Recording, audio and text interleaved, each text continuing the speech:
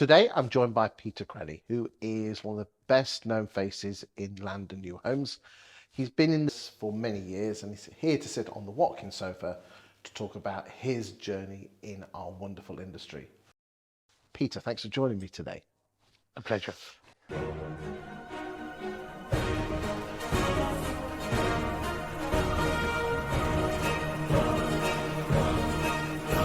What I'd like to do is just spend a few minutes just setting the scene. When were you born? And talk to me a bit about your parents and your siblings as you were growing up. Born in 1966, Okay. North London. Okay. Very much a proud Gooner family. Is that the scum? So I don't follow football, but whenever the Arsenal is mentioned, we got to say the word scum because he's a Tottenham supporter. Oh dear, no, Okay, dear. No, okay. no. So you follow the Arsenal scum? Yes. Absolutely. Well, Dad played for them as a youngster. Oh, lovely. That's Yeah, brilliant. signed at the age of sort of 11, then ended up playing for Barnet. So, yeah, Mum and Dad, Jill and Terry. I'm one of two. I've got a younger sister, a couple of years younger. Okay. We then sort of moved out to southwest London and eventually Surrey. What did your father teach you growing up? Dad, his background is a type and photo setter. And I grew up in a creative house. And really most of the marketing that I use today was inspired really from Dad's creative companies. I spent a short while working for him in London, based in Holborn, more on the rep side than the actual creative side. However, I couldn't help but notice the difference between what was called trade set and paper set. Obviously, up until we had desktop publishing, if you wanted something to look good, it had to be trade set. And it was that quality and the way that it projected whatever the product was that really has influenced me to this day. So in the early days working for your father, you had the creative side, but also you learned you ground your teeth on the sales side as well, which you need both, don't you, to be a good estate agent? Yeah, Mum and Dad had always bought and refurbished houses. And did this quite regularly. So I was quite used to coming down to 12 builders for breakfast, as a kid before going off to school. So I think that love of property, and I'm sort of typical sort of Gascoigne Peas boy where I started, a failed public school boy. So went to a good school, came out fairly cocky, fairly confident, but with little qualifications, and it was my parents who actually, through knowing a lot of local people in the property industry, suggested that a estate agency might be a good career move. Just before we go down that rabbit hole, what did your mum teach you growing up? Mum was and still is a very kind and caring mum. I think she always encouraged us. However, probably she's affectionately known as Peggy Mitchell by my sister and I, because she's quite a tough woman, I suppose, loving and caring and harsh but fair. Fair goes. So you went to a good school. Yep. So you're 66, so you've done your O levels, not GCSEs. Correct. Did you do A levels at all? Halfway through, but I was playing rugby, playing in a band, had discovered young ladies and beer. A fantastic combination. So this would have been the mid-80s. Spot on. Okay. How did your parents feel about you dropping out of secondary school? They were a little concerned initially, especially as I didn't really know what I wanted to do. And I think that was the biggest concern. Do any of us still? No. I was still working on the basis that if you haven't grown up and you hit 50, you don't have to. But no, I think that was the principal concern. And Dad at the time had sold an advertising agency, which he was sleeping partner in. And mistakenly invested in restaurants, which he knows quite a lot about menus, but very little about running them. And so immediately I was told, right, we need somebody to go down and run one of these. So at a young 18-year-old, I was parachuted into the world of cooking and working behind bars and sorting out staff rotas. Did you enjoy it? I did, loved it, and in fact, I still cook till this day. What do you love about cooking? I think clearly the end result. I love. I'm a bit of a feeder. I love people enjoying my food. I love the preparation. I love great ingredients, and I like also a bit of experiment as well. I'm a great lover of chilies and garlic. I make my own chili sauce, which I do periodically sell, and most offices and companies I work with have got jars of that secreted in company fridges throughout the UK. Interesting fact, Grantham was the home of the world's hottest chili in around 2001 for about 8 days. Oh, So there you go. Ah. And they used to have they used to supply a curry house in Grantham where it was called the Widower. Oh. And when they opened up, there was an ambulance crew there. Scary stuff, but never mind. Okay, so why are you still not in restauranting then?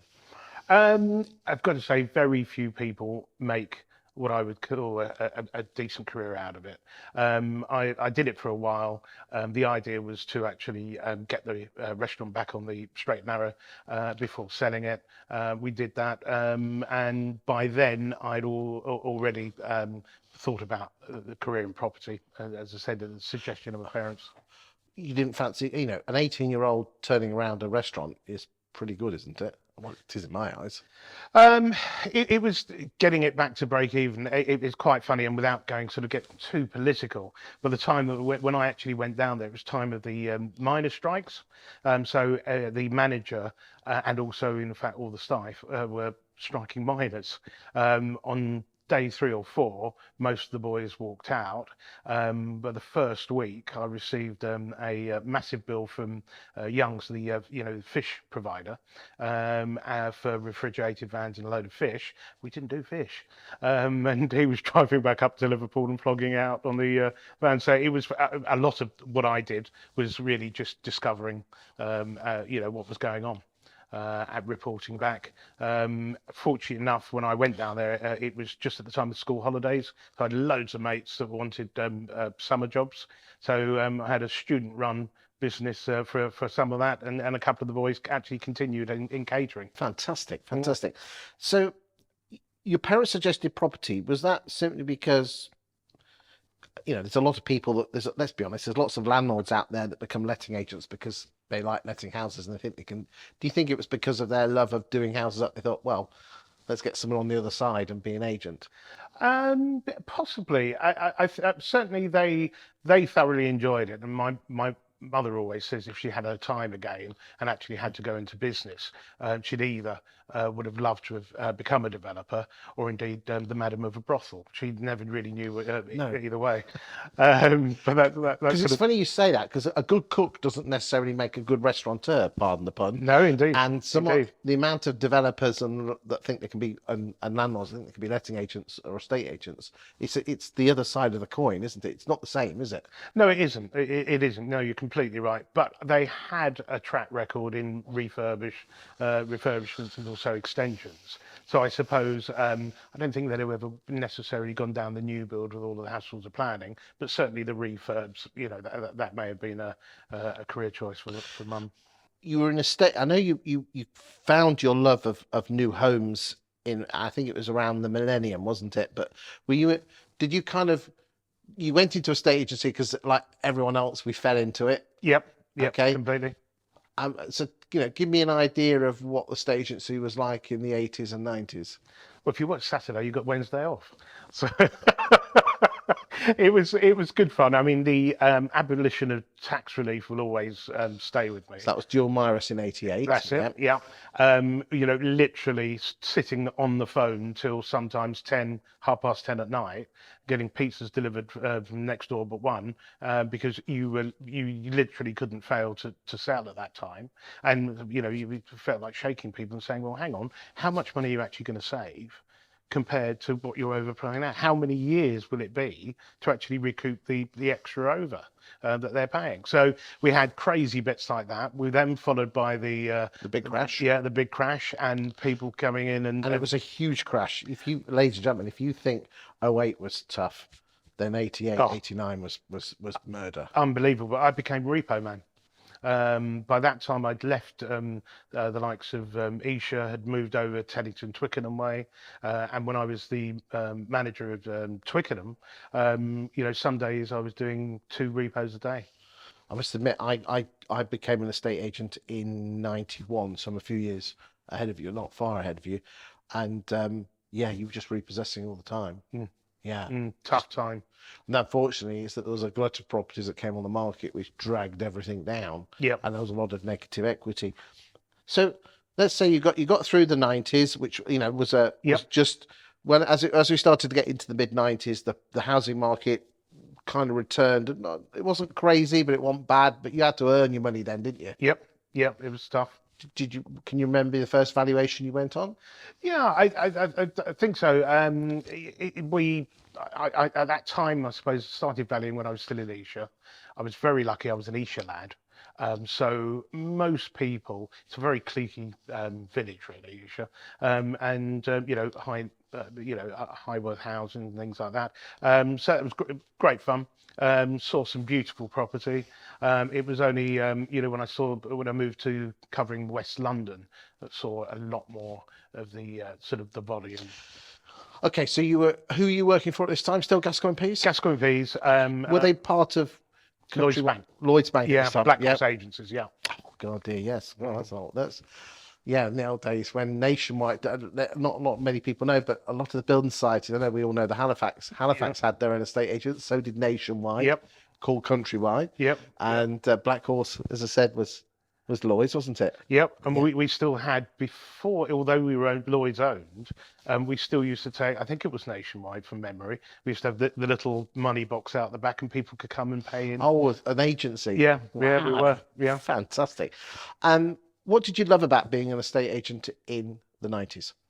I suppose it's the ability to sort of go out, meet different people every day, see different properties every day, and put them together. I suppose I found that people would respond to you as an individual and buy you as the chief sourcer. So through the '90s, did you go from valuer to manager, and did you get to area? I mean, I'm just interested. How did the transition go from being I hate to say it, normal estate agent into being a director and being quite senior in new homes? So just give me that journey. Worked my way through to branch manager, then senior branch manager, still with what was Black Horse. Okay. Senior is the bit where they just give you a bigger office and a nice title. That's it, exactly. 2 inches on the waistline. Yeah, that's it. Right. Yeah. I got made senior value and they gave me 6 inches. Yeah. Exactly.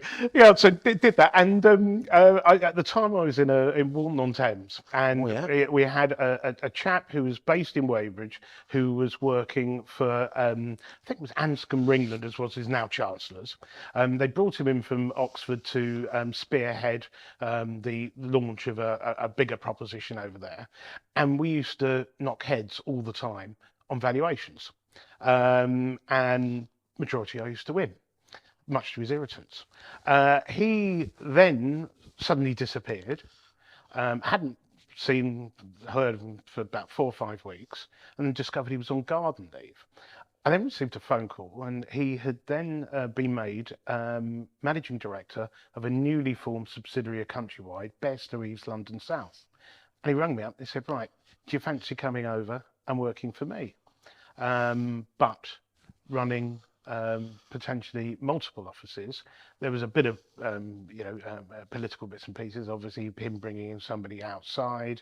There was somebody that was on long-term sick that he'd inherited. So I eventually went over, ran a couple of offices, which then grew to 7 offices, all the Elmbridge offices. So ended up running that for... So basically an area manager? Yes. Yeah. How old were you then? About 20, let's have a think. So I had my second, so 26, 27. You see, would you get a 26-year-old running 7 branches now in a corporate? Probably not. Probably not. But I think kids are different now. Slightly different. I suppose they're. I don't know why, but I think we just seem to be that little bit older. We may have had to grow a bit of facial hair to cover our youth, but I think we did seem to be slightly more mature. How did you? I mean, a lot of people find it difficult from managing a team where you're there all the time to running multiple branches where you can't be there all the time. How did you deal with that? Well, I'm quite a hands-on person, so I would regularly have a schedule. So everybody knew that, 5 days of the week, and if I wasn't in every day, Every office. yeah, I was fortunate enough geographically, they were contained. Probably the furthest away from me, I could have been there within 20 minutes. That's quite a big ask for an area manager. I mean, I can remember in that when I worked for Halifax, it was once a month if you were lucky. Well, Countrywide at that time had a fantastic system. They had a list of things that you ought to be looking at, and they trained you as an area manager that you'd select 3 for every visit, and that you would rotate those 3 naturally.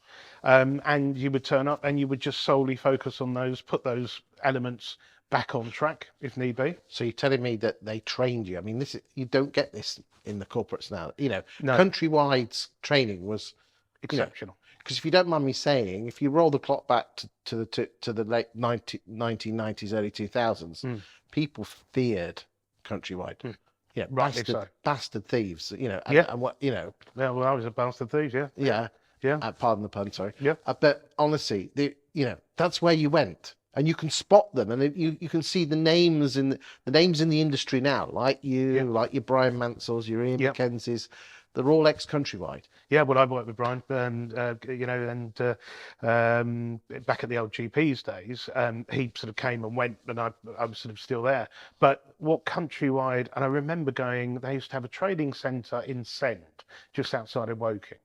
And I remember training with the Italian boys, as they were known. So, which Man and Co were literally solidly Italian at every level for a period of time. And I was sort of slightly more rebellious than most Countrywide employees. And what I found fascinating, I was there as an area manager with 5 of my managers or assistant managers, and one of the chaps senior boys at Man and Co there, with his managers. Mine would question constantly, and I was sort of quite encouraged that as to, well, why do you do that? It wasn't a simple case of, right, okay, you're telling us to do that. The Man and Co boys at the time just went and did it because they had a total faith that if they went and did what they were being told, they would be successful and make money. And I came out from a series of things. I suppose I'd been an area manager for a number of months, and actually thought, well, actually, they're probably spot on, because they've looked at every single figure and proven that if you do that, this results. And if that results, it comes out. And I've got to say, exceptional training for a state agency. Not only for the guys and the managers and the valuers, but also for you as an area manager. Completely. And I can understand during that time why we were feared. Because I think when we started bringing in things, Bairstow East London South, I think we were the first bit of Countrywide to bring in a presenter that you took to an appraisal. My word. So how did you end up going through so you were still at Countrywide until 2010, somewhere around there? Yep. But you went down the new home site. Did you just fall into that and then just went up through the ranks? Right. There, I ended up running an effective, unofficial country house element at Bairstow East London South. Okay, fine and distinctive country living homes. That kind of thing. So we took the old fracture, the Germanic Bairstow Eaves typeface. We then introduced a bit of cream and soft. Let me guess, add the word exclusive or something. Yeah, like that. in fact, yeah. What was it called? We said Because it's like this. Honestly, it's like you've got that fine country exclusive, or another distinctive. We went completely random, and it's appalling that I can't remember. Halifax was distinctive homes. Remember that? Yeah. Yeah. Yeah, it's just a different board and just a bollocks. Nice magazine. But we tried to soften everything and make it more Surrey. Yes, because the Bearstow logo is a bit harsh, isn't it? It is. I mean, it's it's Germanic, and not exactly pretty, is it? Very strong black, strong red, and so we softened that, and we sort of started, making a gentle inroad initially, and then quite a significant one. I was based in Cobham, got lots of nice, detached housing around there, and almost by chance, I kept on seeing larger houses with side plots, underutilizing, a couple of acres here and there, stuff built in the 1950s during the restriction on materials, and logically there was, well, hang on. And I should also say, I was involved with my parents' house. So during my early stages at Gascoigne Peas in Esher, my parents moved next door to a house. We sold to a lovely Kiwi couple who then, because of work, had to go back. And in fact, Mum, Dad, John and Penny next door, and Rose and Richard on the other side, all got together. We sold off the two back ends of the gardens of Rose and Richard, whatever, and we sold to Octagon and got 5 nice detached houses in there. So that was my sort of first, if you like, land deal. So I'd always been involved. Got your taste of New Homes blood. Yeah, absolutely, and also I did Octagon's first ever development for them called High Hopes in Esher Park Avenue. So I'd always done new, but I hadn't done land. But all of a sudden, I was coming across, because they were wheeling me out for the big houses on big plots, or not so big houses on big plots. All of a sudden, there was, okay, fine. So I started doing land over and above my normal role. And then it kind of transitioned across that you were doing more. Probably you were one of the only people in Countrywide that was doing that, and then naturally you went through the ranks. Well, yes, but in fact, bizarrely, I was with Countrywide, started doing that. I'd made or taken the decision to leave. I was going to actually join Halifax at the time. I'd been approached for an area director role there, and a friend rang me up and he said, "Why are you doing that?" And he was a developer, and met him through work, became friends, and he said, "Did you know your old mob, which was Gascoigne Peas at the time, because I'd left Gascoigne Peas to go to Countrywide," and he said, "Why don't you've always got on great with the boss, who's a chap called David Marsh, Land Source, big land brokery in the south." He said, you two guys have always got on well, give him a call." So I rang up David and I said, "Hello, mate." And he said, "Oh, I said, just out of interest, you haven't got anything going on the Land New Homes site?" He said, "What have you heard?" And I said, "Well, nothing, but somebody said, right, meet me tomorrow." And so we met for a coffee. Of course, Gascoigne Peas weren't part of Countrywide. They weren't. So that's where I'm getting it wrong. Okay. Yeah. That's how you got to Countrywide. Spot on. And then, of course, I go back, and of course, they were Bradford and Bingley now. And of course, and so I went back, did my stint on New Homes before shooting off briefly to go and work for Antler. And returned from Antler back to Bradford and Bingley, who then got bought out by Countrywide. So I ended up with my old bosses back again. Just on a personal level, I know you weren't involved with the estate agency side, but did you see throughout the 2010s to 2000 to 2015, because that's roughly when you were with Countrywide. Did you see the slow degradation of the power of the Countrywide brand through that time?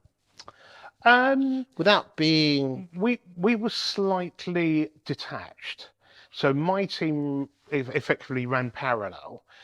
We had... But surely you would have seen the Well, what we saw was, so when I was a Countrywide and ran the New Home side, we had Jerry Fitzjohn there. We had Chopper Harris, my old boss, Tom Harris, Anthony Eakins, people like that, who were property through and through. It was at that stage that we started to see external arrival of a course. chairman, what was from Of the course, it was bank. 2010. It was really, Yeah, I think, Countrywide lost their edge between 2010 and 2020, didn't yes, they? yeah. So up until 2010, things were okay, but it was There was the signs were there. which is great in hindsight to see in reflection. Yes, But yeah, in the early days, oh, just some new blood. yeah, yeah. It's a shame what happened there, but Terrible because it was a fantastic when you had Jerry at the helm, Anthony, people that you could cut in half. They were just property. I will give them their due though.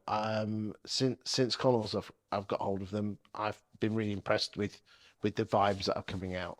Massive turn. Yeah, Massive. yeah. What David Plumtree and the rest of the gang have done there, it's absolutely amazing.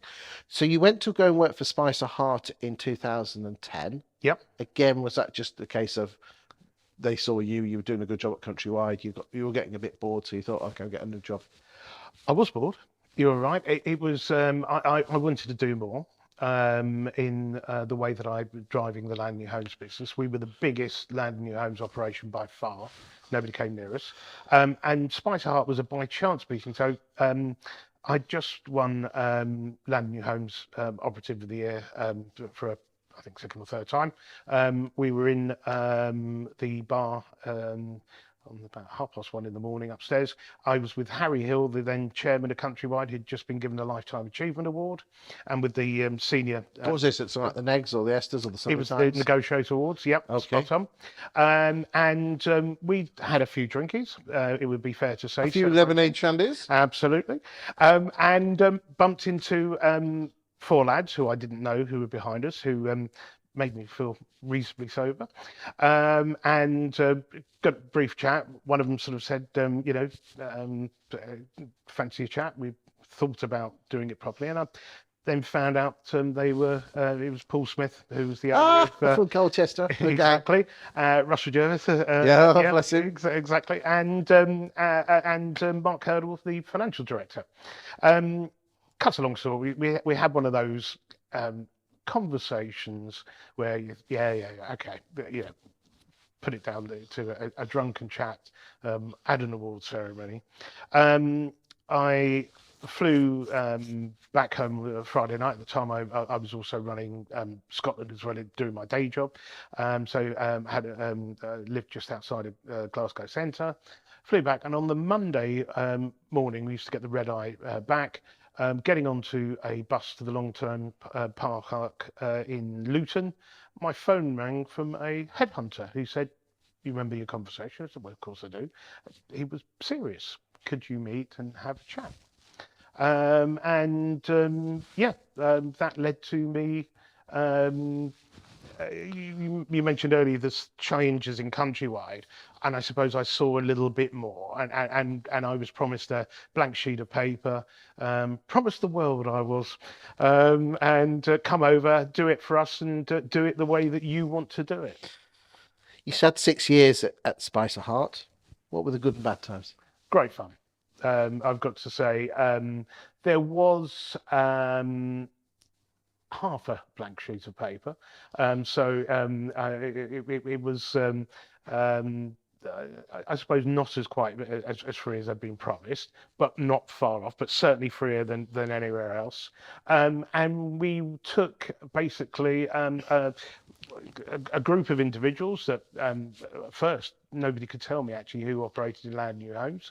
They were dotted around the place. Recruited, expanded, brought a central proposition, a groundbreaking proposition to the market, and spent those years rolling it out and building a business that we were extremely proud of. But in 2016, you decided to set up your own business.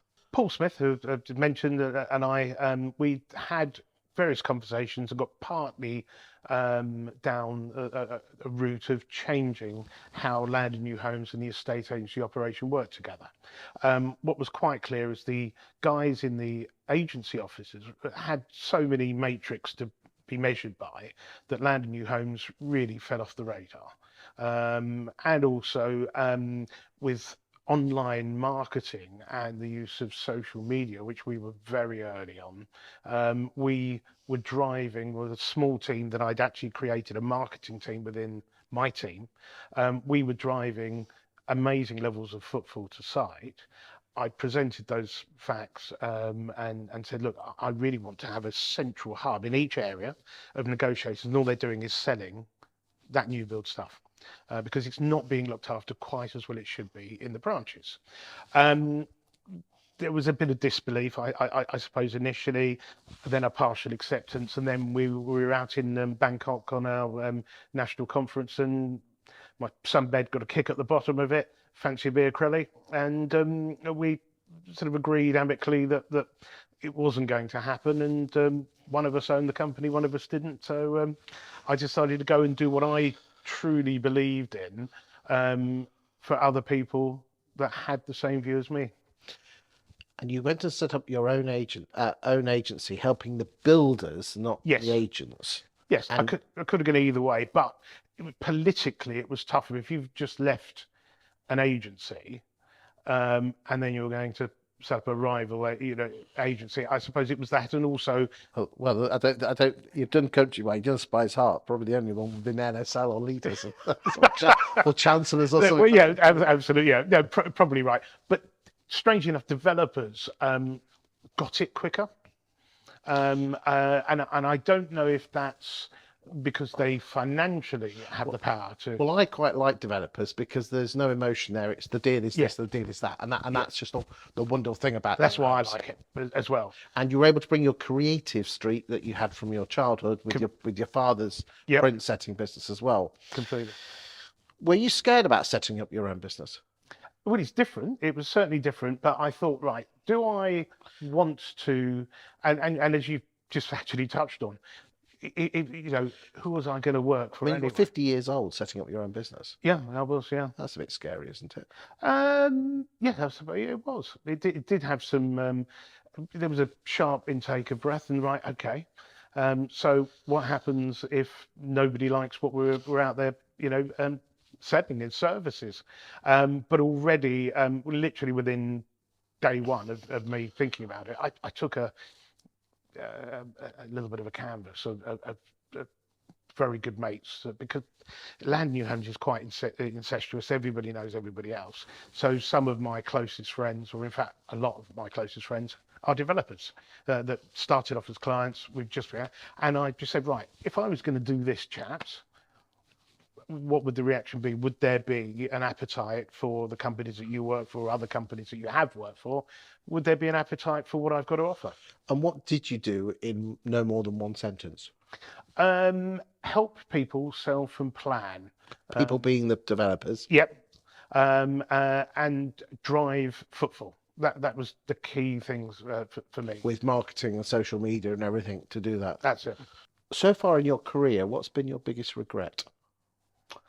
That's a difficult one. And don't BS me, because you will have one. No, absolutely. Probably the timing of when I left Countrywide. I'd probably be retired by now financially. It was there were obviously a number of us that were invited to invest in Countrywide at the time. I chose not to, one of those, but then I was still offered the same deal of those that had effectively lost their investment. And Land New Homes was a very profitable part of that group at the time. So probably the timing of that. Okay. But then I wouldn't have had the enjoyable time, which I did at Spicerhaart. We built a team from scratch, and that was great fun.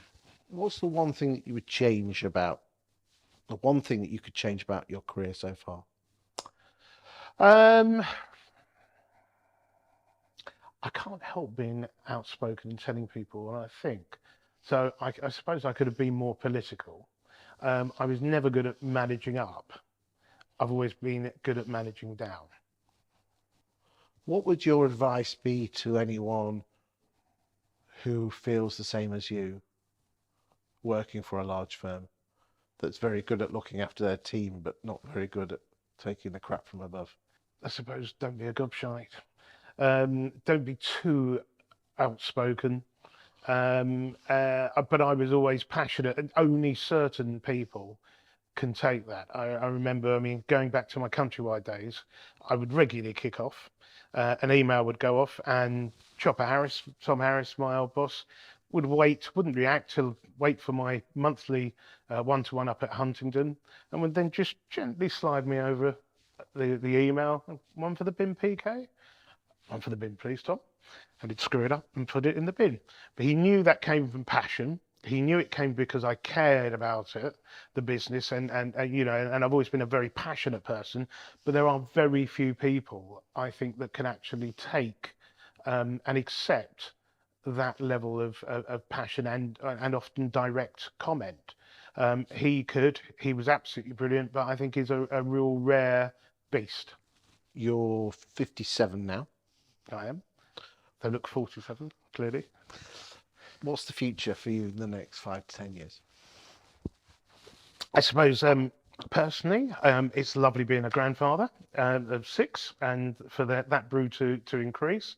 Probably more dogs, small ones, those as well. But as far as the What kind of dogs? I go from like lots of things in my life, like cameras to cars to dogs. I go for either really big ones or really small. So I've gone from the 9.5 stone German Shepherd down to a Jack Russell and a Jackawawa. A Jackawawa? Yes. Never heard of those. Yeah, cross between a Jackie and a G, yeah, ferociously loyal. Never leaves my side. Sits by my feet as I work during the day. But no, in terms of sort of business, I think with the market, which at the moment obviously is in a repair stage, I think would be fair to say. I think we're going to have a challenging year next year. I think we're going to have probably a slightly earlier election than thought. I think a change of government, unless Keir Starmer really does something, to really cock it up himself, go in self-destruct mode, I think he's probably in. Labour has never been a bad thing necessarily for house building, so I would hope that probably mid next year we're going. So that's mid 24. Yeah, mid 24. Yeah, we're going to see, I think, improved outlook from developers. So that should mean more house building, hopefully, and therefore me being busier with a more diverse, probably client bank. Peter, thank you for your time today. Absolute pleasure. Thank you very much for having me.